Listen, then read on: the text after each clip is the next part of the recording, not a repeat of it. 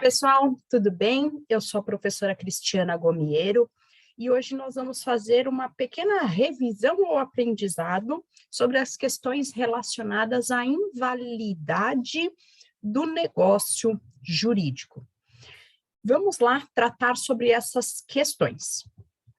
Quando nós falamos de negócio jurídico, a primeira coisa que nós devemos considerar é que o negócio jurídico, ele é a relação, é a relação entre partes, aonde nós temos como característica a escolha das partes, a escolha do que nós pretendemos fazer e a escolha do resultado final, aonde num negócio jurídico nós podemos fazer tudo o que é permitido pela lei. E ele se convalida, ou seja, ele se torna aplicável a partir da livre manifestação de vontade das partes em realizar o negócio jurídico. Falando sobre negócio jurídico, existem as situações de invalidade. As formas de invalidade, elas se referem à nulidade e à anulação. Inicialmente, nós vamos conversar sobre a nulidade. E a nulidade, ela vai ser uma sanção aplicada em virtude de descumprimento de alguns dos requisitos essenciais para a formação de um negócio jurídico. Ou seja, quando da feitura do negócio jurídico houve algum equívoco, houve algum descumprimento de uma regra legal determinada, certo? Só que quando a gente fala de nulidade, nós temos que entender que nós estamos falando de um descumprimento de uma regra bastante essencial, uma regra que ofende um preceito de ordem pública. E o que é esse tal desse preceito de ordem pública? É um equívoco, é um erro, é um descumprimento de algo que não pode ser sanado. Ou seja, é como se o nosso negócio jurídico tivesse nascido morto, né? Ele não vai produzir efeitos, ele não vai ter validade, ele não vai ter aplicação. E por ele ser um defeito tão essencial, ele tem como característica afetar não só as partes que estão envolvidas dentro deste negócio jurídico, mas sim afetar a sociedade como um todo. E se é um problema tão grande assim, é um problema que ele tem que ser resolvido, é um problema que tem que ser solucionado por intermédio da nulidade, tá? A nulidade é algo tão sério que ela pode ser alegada tanto pelas partes, como por qualquer interessado, como por qualquer pessoa da sociedade como um todo. E o objetivo é que a gente não convalide nenhuma situação de nulidade. Dentre as causas da nulidade, nós temos as descrições lá no artigo 166 do Código Civil. E o Código Civil, no 166, diz o seguinte: é nulo o negócio jurídico quando? Inciso primeiro, celebrado por pessoa absolutamente incapaz. E quem é a pessoa absolutamente incapaz, né? É a pessoa de 0 a 16 anos. Uma pessoa entre 0 e 16 anos, ela tem incapacidade absoluta e ela é representada pelos seus pais ou representantes legais. Então, ela não tem autonomia para fazer nada sobre a sua forma sozinha. Então, se celebrado um negócio jurídico, ele será nulo, ok? No inciso segundo, ele diz o seguinte: também será nulo se for ilícito, impossível ou indeterminável o seu objeto. Vamos lá. Se é ilícito, significa que é contrário à nossa legislação. E sendo contrário à legislação, não é algo que pode ter uma validade e uma aplicação jurídica. Lembrando que na esfera do direito civil, nós podemos fazer tudo, exceto aquilo que é definido pela lei como algo ilícito, algo que nós não devemos fazer. Seguindo nessa toada, além de ilícito, nós temos o impossível. Quando eu falo sobre algo impossível, é uma impossibilidade física de realizar essa situação, porque a impossibilidade jurídica vem pelo ilícito. A impossibilidade física é aquela determinação no negócio jurídico em que a gente não tem condições de realizar, né? Vamos imaginar, você tem que armazenar todo o oxigênio existente no nosso mundo. Impossível de se cumprir um negócio jurídico deste formato, ok? E indeterminável é quando a gente não sabe como cumprir, né? A gente pode ter negócios jurídicos que são determináveis, mas a gente já tem a definição de qualidade, quantidade, gênero, como a gente alcançar o resultado. Mas se é indeterminável, significa que nós não temos o padrão mínimo para que a gente possa cumprir essa determinação, certo? Então, seja pela ilicitude, pela impossibilidade ou por ser indeterminável, também haverá decretação de nulidade. Inciso terceiro, quando o motivo determinante comum a ambas as partes for ilícito, então o negócio jurídico foi feito por intermédio de partes, né, que estão negociando uma relação jurídica, mas ambas estão buscando alguma coisa que for ilícita. Novamente, a legislação não pode convalidar nenhum negócio jurídico aonde a gente tenha como essência, como objeto essencial, algo que seja contrário à legislação.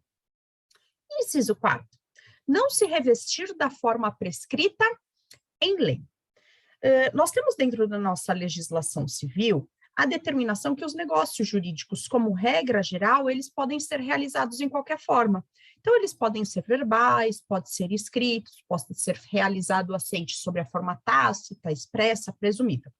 Entretanto, existem algumas situações legais que determinam a obrigatoriedade de nós confirmarmos e seguirmos a determinação legal sobre aquela forma de negócio jurídico.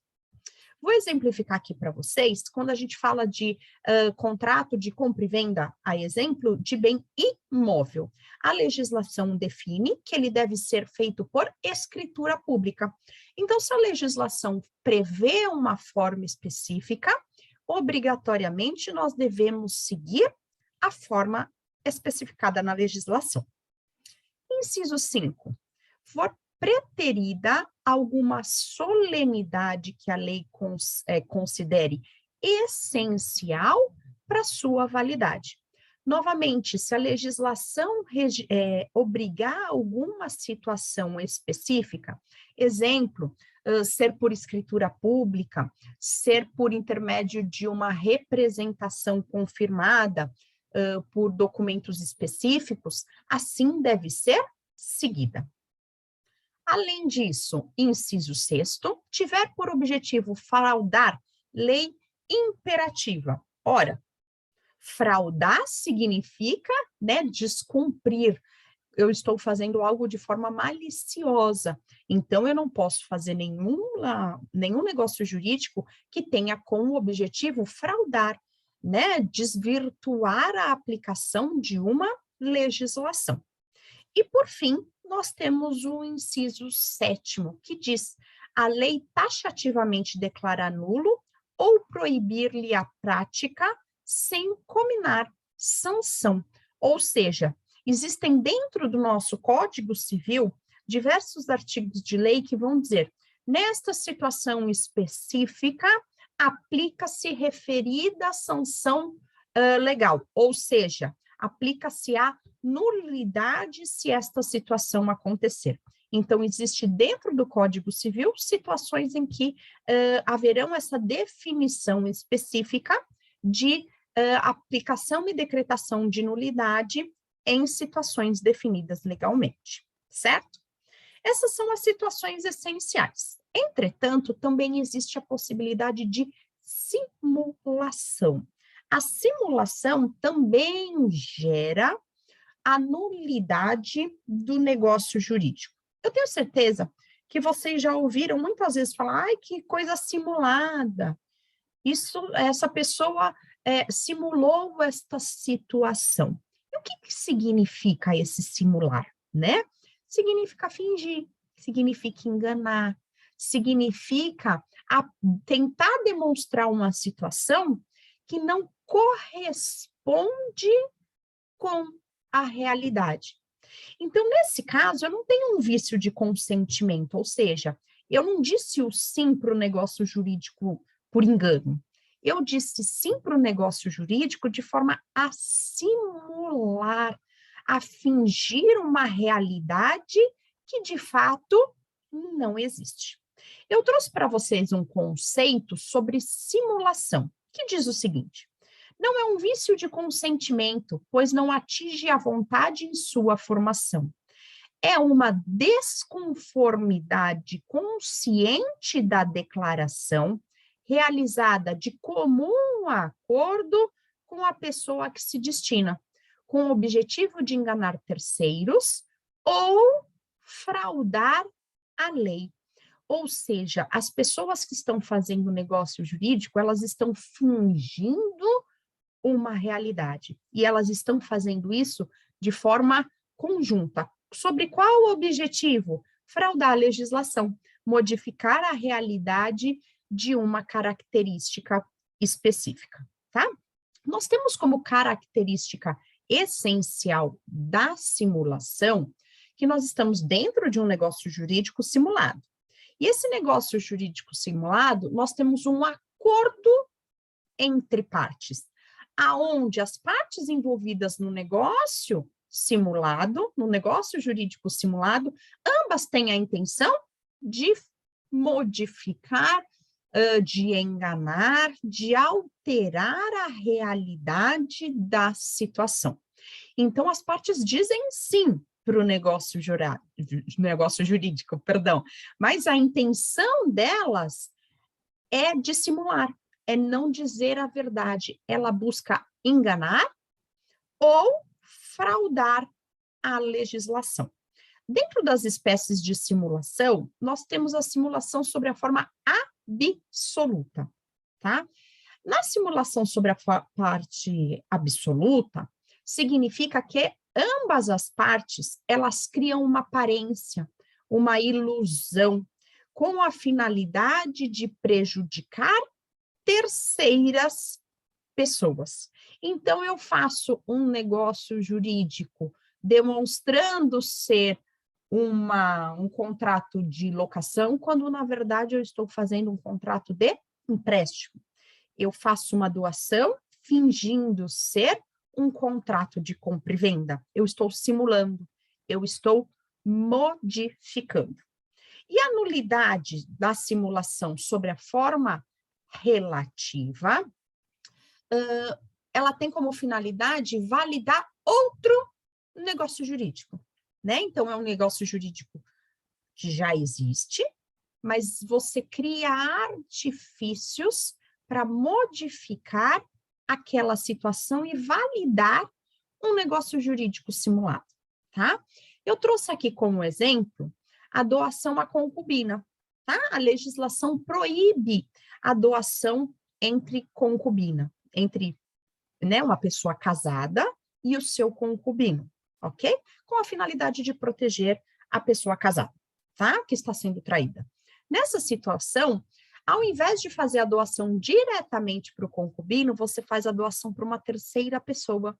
E essa terceira pessoa depois faz para este concubino. O que você está fazendo? Você está tentando validar um negócio jurídico que você sabe que não é verdadeiro, tá? Ou então, quando você faz uma escritura de um contrato de compra e venda de um imóvel, só que você põe um preço menor do que aquele imóvel de fato vale. Então, você fez um contrato de compra e venda imobiliário por R$700 mil, e no registro você colocou R$400 mil. Você está simulando uma realidade, né? Na verdade, foi 700 e não 400. E por que que você colocou esse valor menor? Para reduzir o valor da tributação, tá? Então, você perceba que sempre que a gente fala de simulação, a gente tenta enganar uma situação para validá-la, para fazer com que ela seja aplicável, tá? E isso não pode ser convalidado, isso não pode ser aplicável, tá? Então, vamos lá para as principais características da nulidade. Quem pode requerer a nulidade às pessoas interessadas neste negócio jurídico, ao Ministério Público, que é o nosso fiscal da lei, e inclusive o juiz pode agir de ofício. Verificando situações de nulidade, o próprio juiz já pode alegar e solicitar a aplicação dos requisitos da nulidade, tá? A nulidade sempre terá que ser realizada por intermédio de uma ação judicial, obrigatoriamente, tá? E como a nulidade, ela tem uma característica tão pesada de violar direitos tão essenciais de ordem pública, ela vai ter um efeito ex tunc, ou seja, um efeito retroativo. É como se esse negócio nunca tivesse existido. Eu costumo dizer que a gente passa borracha jurídica sobre ele para que ele desapareça, tá? Então, nulidade. Situações específicas de simulação, as situações específicas do artigo 166 do Código Civil, não dá para a gente sanar, é um vício tão essencial que a nossa única possibilidade é retroagir no tempo com a nulidade para como se ele nunca tivesse existido. Agora, a gente vai falar da anulação, que também se refere a uma situação de invalidade do nosso negócio jurídico. Quando a gente fala de anulação, a gente tem lá na legislação civil a sua especificação a partir do artigo 171. E as questões sobre anulação, elas são graves, mas elas são menos graves do que as causas de nulidade. E por quê? Na anulação, a gente fere um interesse particular, o interesse das partes envolvidas no nosso negócio jurídico, e não sobre questões de ordem pública, que afetam a sociedade como um todo. Então, como ele tem um probleminha de ordem particular, se as partes assim desejarem, elas podem requerer a validação, ou seja, consertar, arrumar a parte equivocada com relação ao negócio jurídico, tá? Consertar a parte equivocada do negócio jurídico pode ser feita por livre manifestação das partes, tá? Mas a declaração de anulação, não quero consertar, eu vi que tem um equívoco e eu quero desfazer este negócio por intermédio da anulação. Obrigatoriamente, eu terei que fazer uma ação judicial, comprovar esse interesse particular que foi ofendido e ter uma autorização judicial para anulação do negócio jurídico, tá? Nesta situação, ela se refere a um vício de ordem privada, particular, tá? E ela pode, a ação de anulação, ser proposta pelas partes ou pelos interessados nesta anulação. Vamos entender quais são as causas da anulação? As causas da anulação estão lá no artigo 171 do Código Civil. E diz o seguinte: além dos casos expressamente declarados na lei, é anulável o negócio jurídico. Inciso 1º, por incapacidade relativa do agente. E o que é essa incapacidade relativa do agente, né? É quando a gente tem entre 16 e 18 anos, em que nós somos assistidos, ou nas cláusulas de decretação de incapacidade relativa, por ser pródigo, né, por ser viciado em toxicomos ou em álcool, por ser uma situação de impossibilidade provisória de manifestação da vontade, certo? Então, se a gente estiver nessa situação de incapacidade relativa, a gente já tem uma situação de entendimento da nossa situação jurídica, mas ela ainda não é plena, tá? Então, ela pode prejudicar as partes, por isso que o negócio jurídico pode ser anulável, tá? Imaginem um negócio jurídico celebrado por uma pessoa de 17 anos, ok? Ela deveria ser assistida. Fazendo sozinho pode gerar situações de anulação, ok? E, por fim, a gente tem o inciso segundo, que trata por vícios resultantes de erro, dolo, coação, estado de perigo, lesão ou fraude contra credores. Ou seja, são os nossos defeitos do negócio jurídico. E os defeitos do negócio jurídico, eles são originários do defeito da manifestação de vontade. A gente falou sim para o negócio jurídico, a gente assinou o negócio jurídico, a gente concordou com o nosso negócio jurídico, mas a nossa vontade estava viciada, defeituosa, porque a gente se enganou, porque a gente foi levado a um engano, porque eu fui ameaçado, porque eu estava numa situação de perigo, porque eu tinha desconhecimento ou porque eu tinha intenção de fraudar, certo? E aqui eu já até aconselho, a gente vai ter uma outra bate-papo, que a gente vai falar justamente sobre os defeitos do negócio jurídico. Então, procurem aí essa nossa outra oportunidade, que a gente vai falar detalhadamente sobre cada um deles, ok? Então, seja por incapacidade relativa, seja por defeito do negócio jurídico, erro, dolo, coação, estado de perigo, lesão ou fraude contra credores, é possível a gente pedir a anulação do negócio jurídico, ok? Agora, vamos entender um pouquinho os efeitos do negócio jurídico. Como o efeito do negócio jurídico, com situação de anulação, ele é um defeito não tão grave, ele é um defeito de ordem particular, ele produz efeitos, né? Ele produz características de aplicação jurídica a partir do momento que o negócio jurídico é feito, ok? Então, até que a gente solicite judicialmente a anulação do negócio jurídico, esse negócio jurídico anulável produz efeitos, tá? Ele só parará de produzir efeitos depois da determinação judicial de anulação, ok?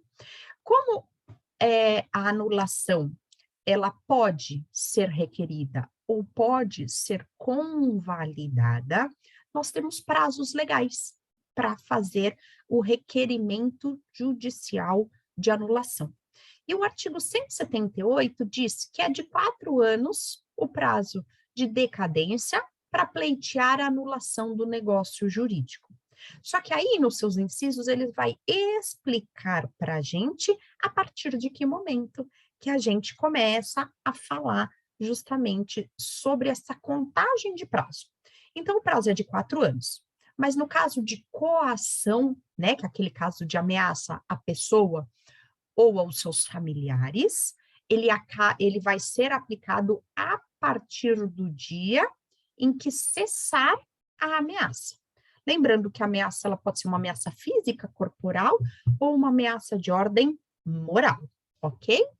Quando nós falamos de erro, dolo, fraude contra credores, estado de perigo ou lesão, do dia em que se realizou o negócio jurídico, tá? Então, realizado o negócio jurídico, começa a contar o prazo de 4 anos para a propositura da ação de anulação. E ainda, nos atos de incapazes, né, entre a pessoa que não tem a capacidade civil plena, a partir do dia que cessar a incapacidade, quando completar 18 anos, quando se emancipar, ou quando acabar o motivo que gerou a incapacidade relativa, certo? Então, os incisos vão nos dizer exatamente a partir de quando começa a contagem, mas o prazo é de 4 anos. Passado esses 4 anos, sem que eu tenha feito a ação judicial para pleitear a anulação do negócio jurídico, o negócio jurídico se convalidou, o negócio jurídico se tornou 100% apto, ok? E vamos entender quem pode requerer a ação de anulação do negócio jurídico. Como ele é um erro entre partes, é um erro de manifestação de vontade, ele só pode ser requerido pelas partes ou pelos seus interessados, tá? E o juiz não pode decretar de ofício, ok? A situação viciosa do negócio jurídico, se ela é de causa de anulação, ela pode ser convalidada. O que é isso? Ela pode ser ratificada. Então, imagina um negócio jurídico que foi feito por uma pessoa com 17 anos, tá? E daí os pais veem que é um negócio jurídico, que foi tudo certinho, que é o que eles queriam mesmo, os pais vão e ratificam, ou seja, eles dão a concordância, a anuência para aquele negócio jurídico. Ou seja, o negócio jurídico se tornou válido, tá? A anulação só pode ser requerida por intermédio de decisão judicial. Então, a gente tem que fazer um processo para solicitar a aplicação da anulação, ok? E em ela sendo decretada judicialmente, ela terá efeito ex nunc, ou seja, da decisão judicial para frente, tá? A nulidade retroage, a anulação é daqui para frente. Tudo bem? Tranquilo? E vamos lá. A gente tem, né, como característica voltado ao estado anterior e fazer uma invalidade também parcial, quando o equívoco se refere apenas a uma parte da nossa situação. E aqui eu estou trazendo para vocês um quadro que traz as principais diferenças entre nulidade e anulação, tá? Então, quando eu falo de nulidade, ela é mais severa, é um vício insanável, tá? Então, ela é de interesse público, ela pode prejudicar a coletividade como um todo. A anulação é de interesse privado, ela se refere apenas às partes. A nulidade não tem como ser sanada, ela é como se o negócio jurídico nascesse morto. Já a anulação, ela é um vício privado, e se as partes desejarem, elas podem sanar este vício, dá para consertar, ok? A nulidade não pode ser ratificada, ou seja, não tem como eu solucionar o meu vício. Já a anulação, em as partes desejando, elas podem sanar, tá? Em ambos os casos, depende de manifestação judicial. Requerimento na nulidade pode ser requerida por qualquer pessoa, Ministério Público, e também decretada de ofício pelo juiz. Na anulação, só podemos fazer o requerimento por partes interessadas. Na nulidade, não produz nenhum efeito, ele é retroativo, e na anulação, os efeitos são válidos até a decisão judicial e perdem a validade dali para frente, tá? Eu espero ter ajudado vocês a rememorar aí essas questões sobre a invalidade do negócio jurídico. Estudem, se preparem para a vida profissional de vocês. Espero que vocês tenham gostado desse nosso bate-papo de hoje e aconselho que vocês façam uma leitura também da legislação sobre nulidade e anulação, que certamente vai auxiliar vocês no desenvolvimento e relembrar essas questões de conteúdo, certo? Bons estudos para todos, um abraço e sucesso. Tchauzinho, pessoal!